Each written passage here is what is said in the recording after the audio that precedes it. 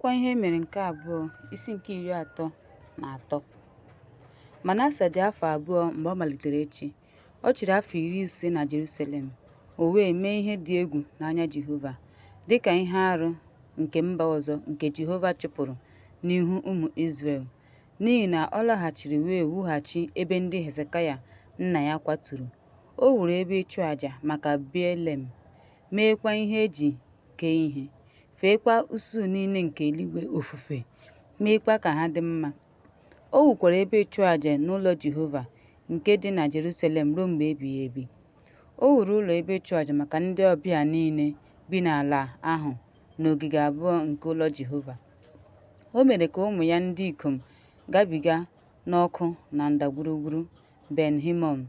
O tinyere onwe ya n'ọrụ ịgba afa na ịgba afa. O mesoro ndị nwere mmụọ na ndị na-eme anwụsị.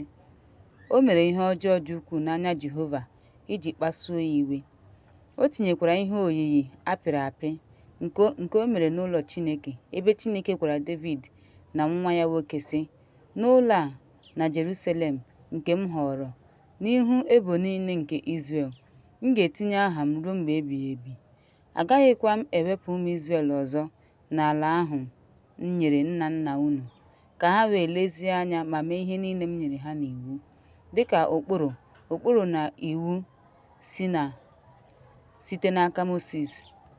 Manase mere ka ndị Juda na ndị bi na Jerusalem mehie ma mee ihe ọjọọ karịa ndị mba ọzọ, bụ ndị Jehova bibiri n'ihu ụmụ Izrel.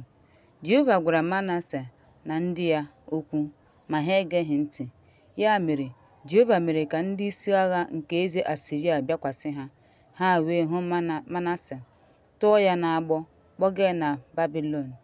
Mgbe ọ nọ n'oke nsogbu, o kpere ekpere nye Jehova bụ Chineke ya, wee wedaa onwe ya n'ala nke ukwuu n'ihu Chineke nke ya nna nna. O wee kpeere ya ekpere, wee kpọkọta ya Chineke. Chineke wee kpeere ya ekpere, laghachi Jerusalem na alaeze ya. Manase ghọtara na alaeze Jehova mgbe ahụ alaeze ahụ bụ Chineke. Mgbe nke a gasịrị, o wuru mgbidi n'ezi obodo David n'ọdịda anyanwụ Gihon na ndagwurugwu ahụ. Ọ nọ n'ọnụ ọnụ ụzọ ámá azụ, gbaa Ofel gburugburu, wulitekwa ya nke ukwuu, tinyekwa ndị isi agha n'obodo ukwu niile siri ike nke Juda. O wee si n'ụlọ Jehova pụọ, chi na ihe oyiyi ndị ọzọ, na ebe ịchụ àjà niile o wuru n'ugwu nke ụlọ Jehova na Jerusalem, chụpụkwa ha n'ebe ahụ.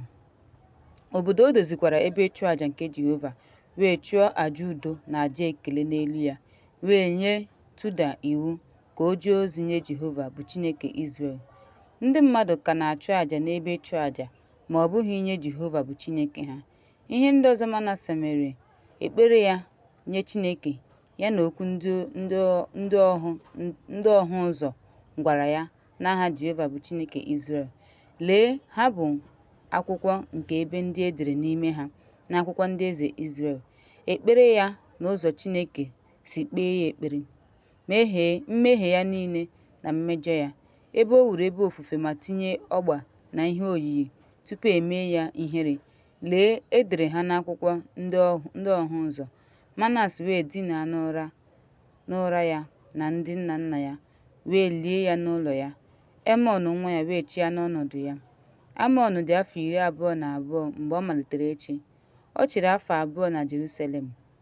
Mgbe o mere ihe ọjọọ n'anya Jehova dịka Manase nna ya, n'ihi na Emọn chụrụ ihe oyiyi niile Manase nna ya mere àjà ma fee ha ofufe, o wedaghị onwe ya n'ala n'ihu Jehova dịka Manase nna ya si weda onwe ya n'ala. Mana Amọn mere ihe ọjọọ karịa. Ndị ohu ya gbara izu megide ya wee gbuo ya n'ime ụlọ ya. Ma ndị ala ahụ gburu ndị niile gbara izu megide eze Amọn. Ndị ala ahụ wee mee Josaya nwa ya n'ụlọ ya.